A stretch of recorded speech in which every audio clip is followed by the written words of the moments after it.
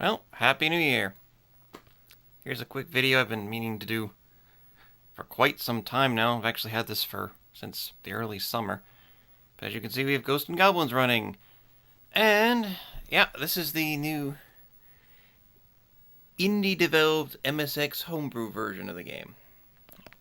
You can see here, we've got the cartridge in the main slot. We've got an expander. This requires the V9990. I'm using a PowerGraph Lite here for the graphics, and I actually also have my OPNB sound cartridge used for the music. So this is kind of an interesting story. This game has been basically developed by one person, and he spent something like 7 years on this port. This is not actually a port, now that I think about it. Basically, this is a complete recreation of the game, basically by just examining the MAME ROMs and, recording videos and running them like frame by frame to like measure hitboxes, frame data. Totally made from scratch, other than just, hacking the graphics out of the old ROMs. So, and for what it is, it's extremely impressive. Definitely for those of you with a V9990 MSX capable system, must own. In fact, I've seen a lot of people buying this game who don't even have V9990 cartridges yet. And as you go to the box here, he kind of went all out. Originally, this was specifically just going to be for Turbo R and V9990. And also, since he didn't want to have to use a slot expander, he went with internal SCC music. There's the typical FPGA SCC chip inside the cartridge. But as the game got closer to release over the years, people just wanted more stuff. A lot of people didn't have a Turbo R but wanted to play it. So this will work on an MSX1 with 16K of RAM, assuming you have the V9990. Though it will greatly reduce, it'll cut out a lot of the animation, you'll get some slowdown. To play it at its full spec, you do need the Turbo R. And if you noticed already, he also added FM music using OPNA, OPNB, or OPM. We'll get that to a moment. Very nicely done release. For one person, the manual is all in color, very nicely done. Even the box inlay is custom. Lots of nice features. For this demo, I'm going to be using the OPNB because there aren't really many videos of it running the OPNB.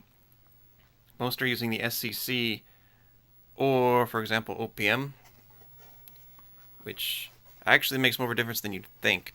Like this here is my slightly ghetto but cheap and highly effective OPM cartridge, YM2151.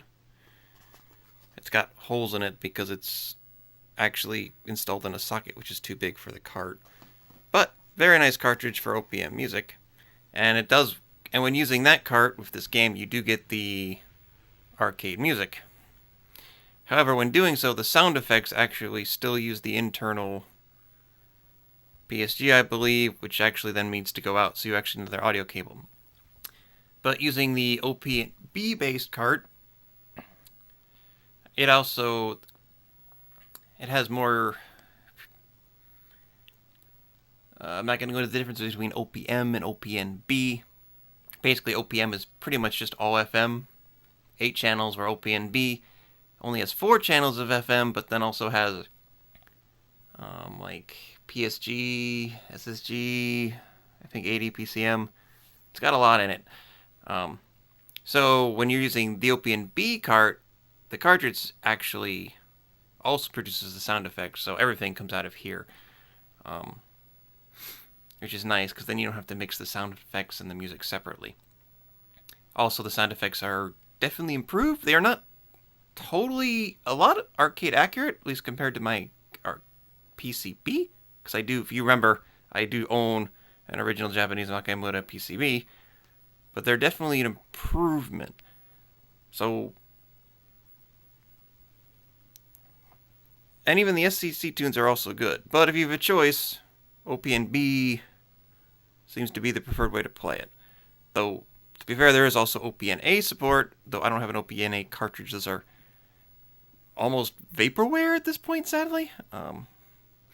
But that's another story. But anyway, yeah, if you're a freak like me and you have both the OPNB, you get better sound effects. Alright. Also, you'll notice today I've got the Capcom CPS adapter hooked up just simply because trying to play this game with a normal controller, even if turbo it just isn't fast enough. You really need full independent control of both your fingers. So we'll just, give this a quick play. Now, graphically, really, this is honestly, legitimately amazing for a homebrew port. But as a PCB owner, I will tell you, it is definitely not, it is not arcade perfect. I mean, if this had come out, 10 years ago, it would have been insane. And even still, I'm still enjoying the hell out of this version. But it is definitely, it has some differences from my arcade PCB. Because again, this isn't even using the code. It's all done by one guy. So basically, it's kind of neat too, because the first button you hit is the fire button. So I don't have to set up controls. I have a fire button and jump where I want it. The color use is really good. This really does look incredible, especially on the RGB arcade monitor here.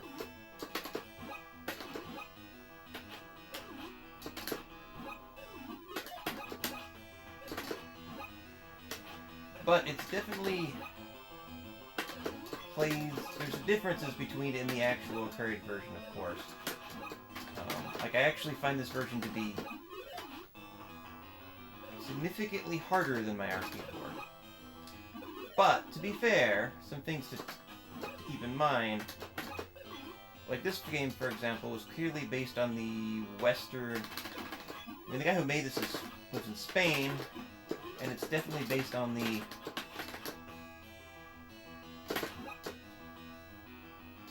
Western Ghosts N Goblins. Not only is it called that, but for example, you get the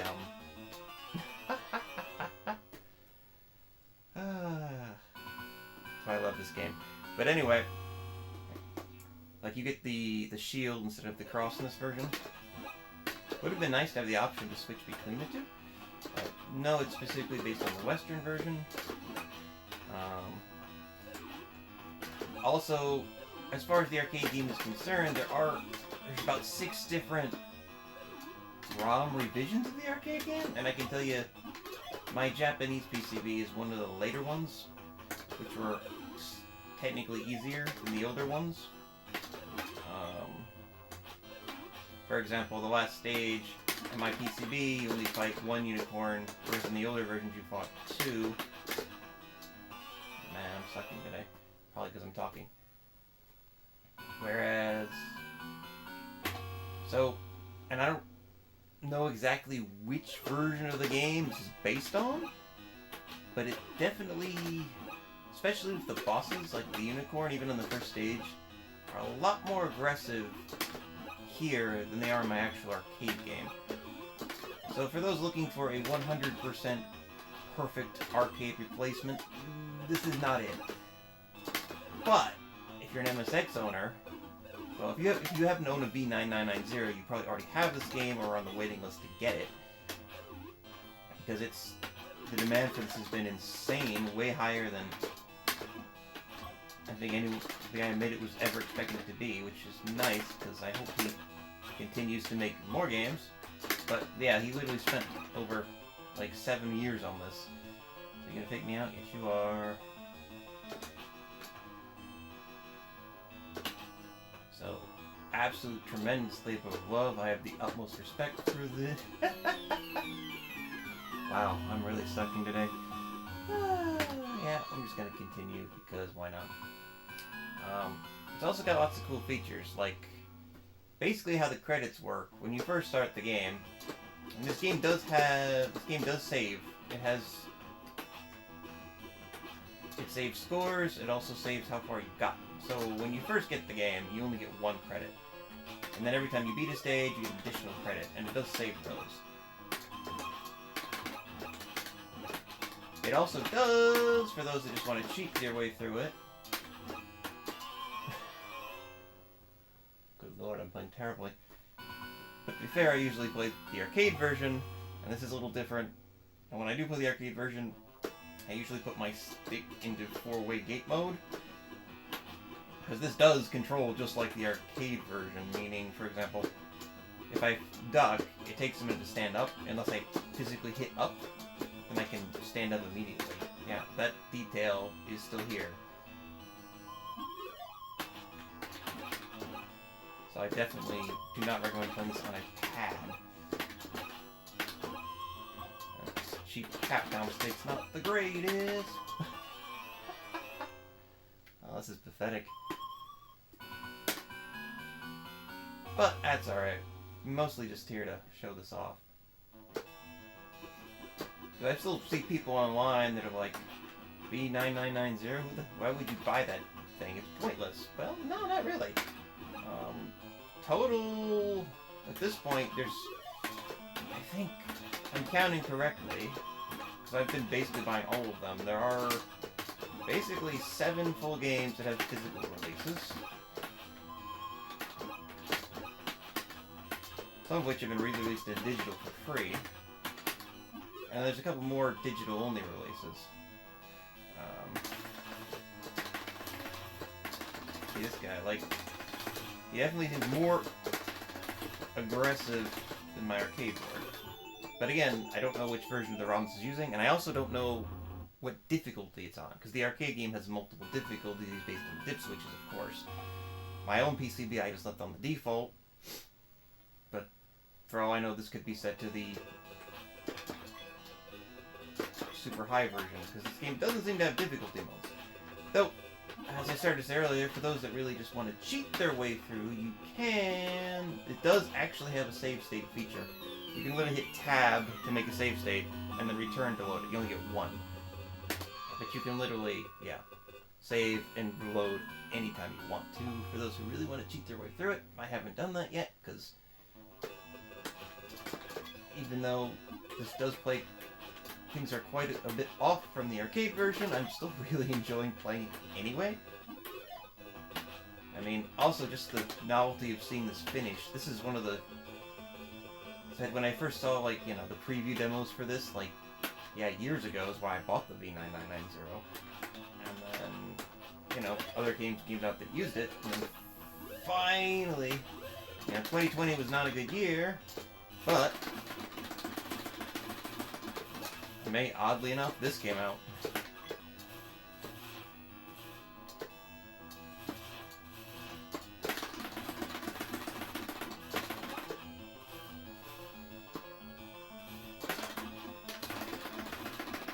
The things here, like the bluebirds that come out, they seem to come more often than...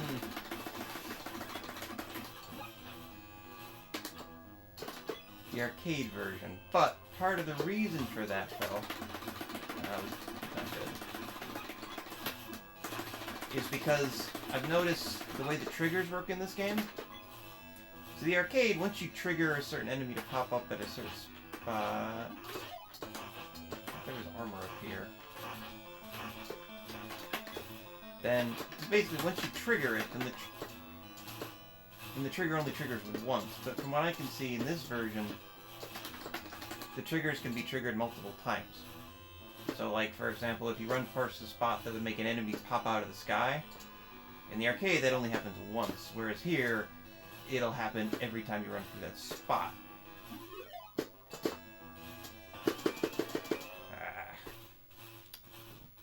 This Captain Stick's not great. So if you really want to be, you know, a meanie, rip this apart, this is not a perfect rendition of the arcade. But, again, if you imagine this came out, you know, when the MSX was an alive system,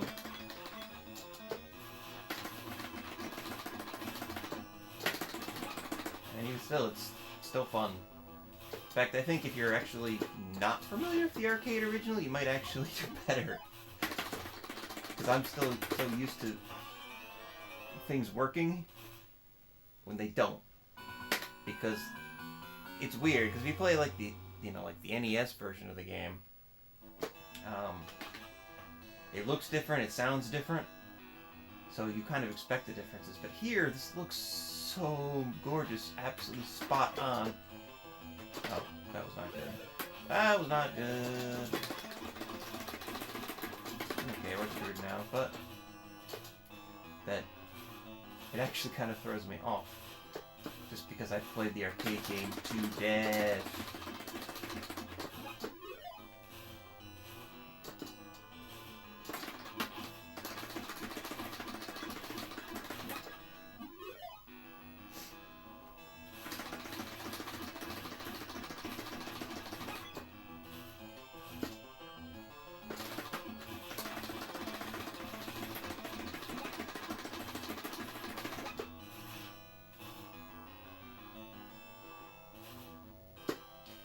Alright, let's see if we can at least beat the seconds. Man, I'm sucking today.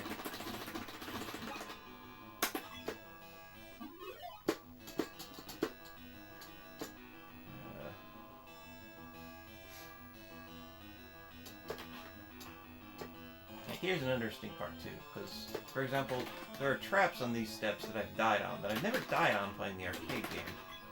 And I think it's just because the roots are more kind of set in stone? Like...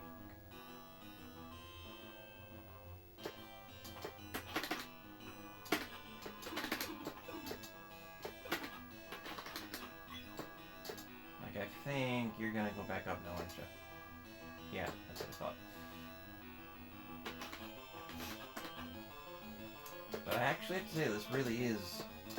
Honestly, in some ways, I think the color palette actually looks better in the arcade game, especially the reds.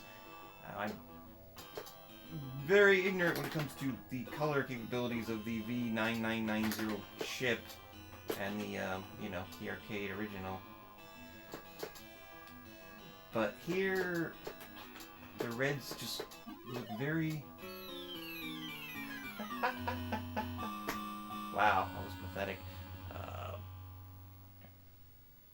Like the devils, the reds, they really pop. Almost, it's not a good comparison, but for example, if you've ever played an RGB modded PC Engine, as opposed to the composite, a lot of people say, oh, it looks oversaturated. Or other people say, oh my god, it looks gorgeous. It's kind of like that. Like, the reds are just darker and brighter at the same time. I know it sounds weird, but, and they just kind of pop out. This, by the way, this little intro here is completely new, that he literally made himself just to add into the game, as well as the title screen, because the original game didn't have it. The arcade was just a plain demo. So again, lots of cool little touches here and there, just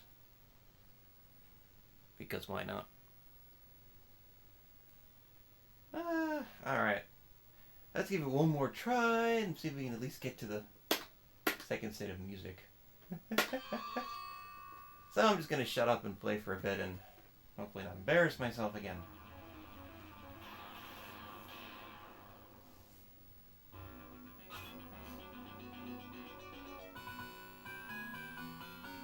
Alright, let's do it.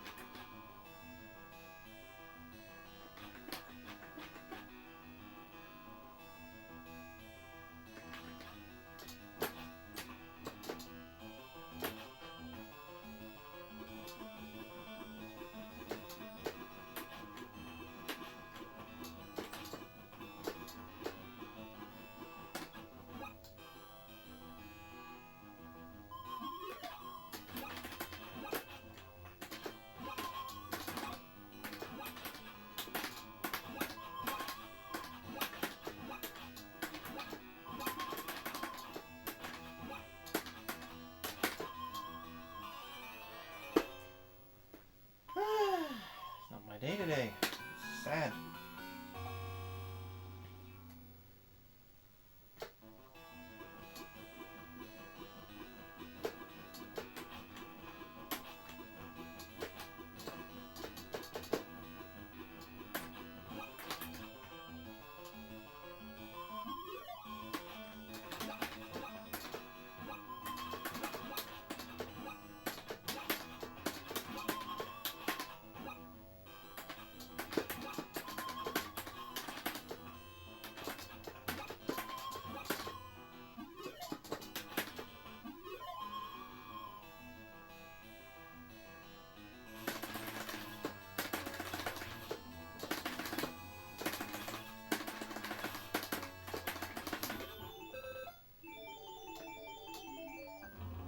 So yeah.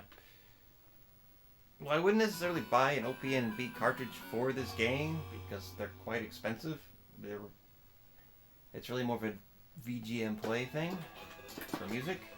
But if you do happen to own one, it really does make this game even more impressive.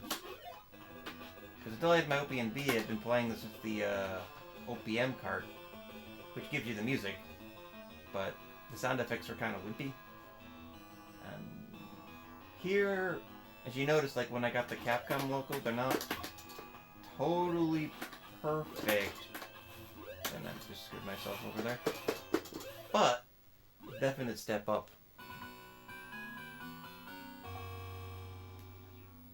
So,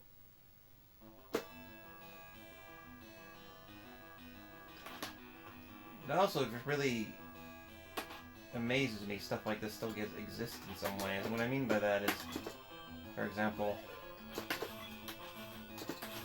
like these days, it seems like half the people don't even want to make a game unless you give them $100,000 on Kickstarter.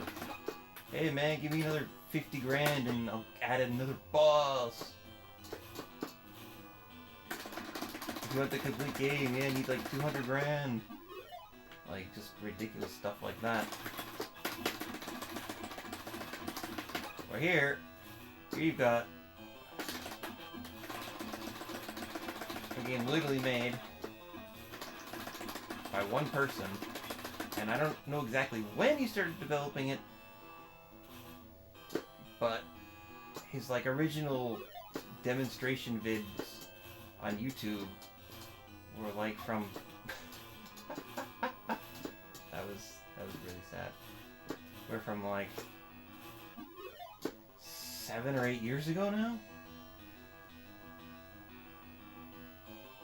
Just seeing this completed is kind of amazing by itself. And now, a few months when the game was basically finished, he finally opened up pre-orders for it, but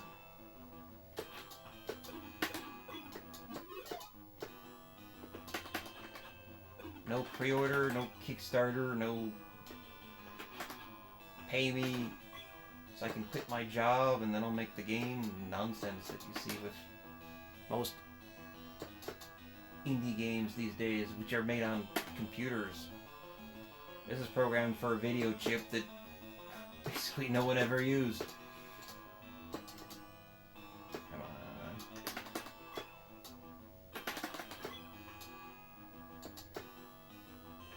And I know you're gonna strike me out.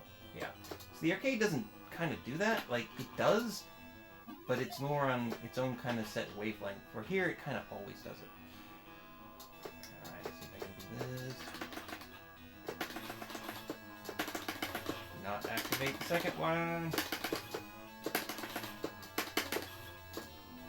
No!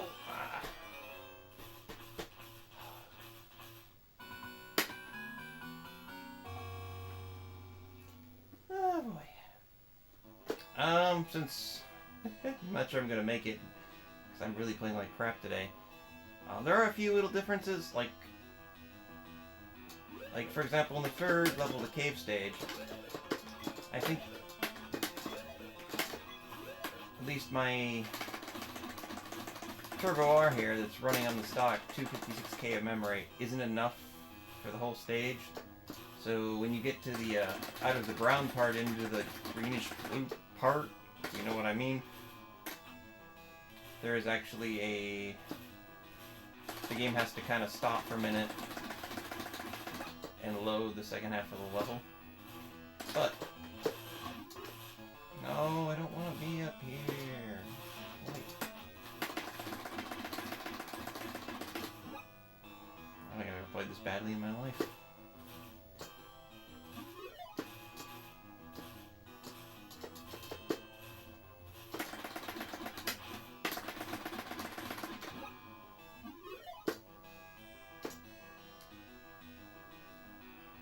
So yeah, a few of the larger levels did have to be split just due to memory constraints.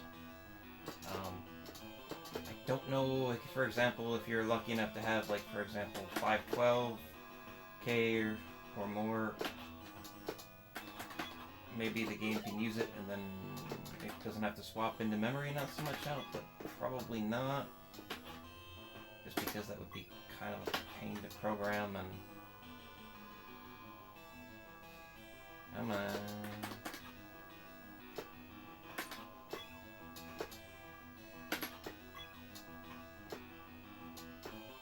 you're gonna take me out again. See, this version, it always does the fake out the first time. Where the arcade, at least my arcade, it's pretty rare for it to do that. But again, without knowing exactly what this version of the game is based on. Alright. Die.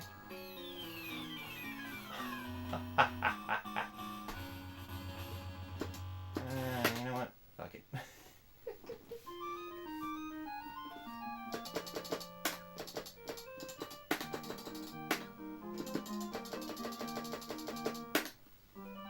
You notice that little blue flash? That was actually saving the scores. Because it saves your scores, it gives you one possible save state for those wanting to cheat their way through. Also, there's a few other little options, like you can, when this is displayed, you can push the number keys 1 to 4 to adjust the sound effect volume, which doesn't really do anything when you're using the OPNB cart because it does everything itself. But if you're using, like, for example, the OPM, then it's a useful feature because then you have to use the internal sound for the sound effects and you have to mix it all together. So giving them a boost can be a bit helpful because,